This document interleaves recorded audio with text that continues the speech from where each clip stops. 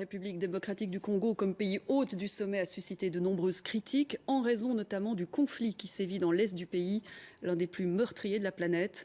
Dans la région du Nord Kivu, l'armée régulière s'oppose aux rebelles du M23 soutenus par le Rwanda, une guérilla accusée de commettre de nombreuses exactions. Reportage de Ilham Taoufiki de TV5 avec les troupes rebelles du Nord Kivu. Sur la ligne de front, zone M23. Nous sommes escortés par le colonel Vianney Kazarama, un des chefs de la rébellion. L'ennemi est à 5 km d'ici, devant nous. L'ennemi, c'est l'armée de Joseph Kabila, les FARDC. Pour l'heure, on observe un statu quo, mais une autre guerre fait rage, médiatique celle-là.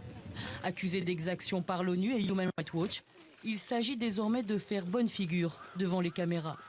L'opération séduction commence par un mensonge. Il y a d'abord la contribution des membres du mouvement. Les gens contribuent beaucoup d'argent. Aussi, nos militaires ne sont pas payés. Nous sommes des rebelles.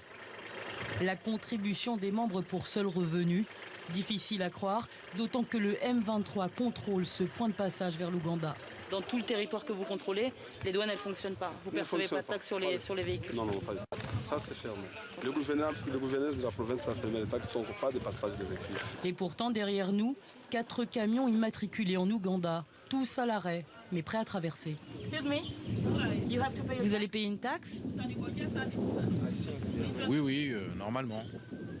Pendant la scène, le colonel s'agite au loin. Son micro est resté ouvert.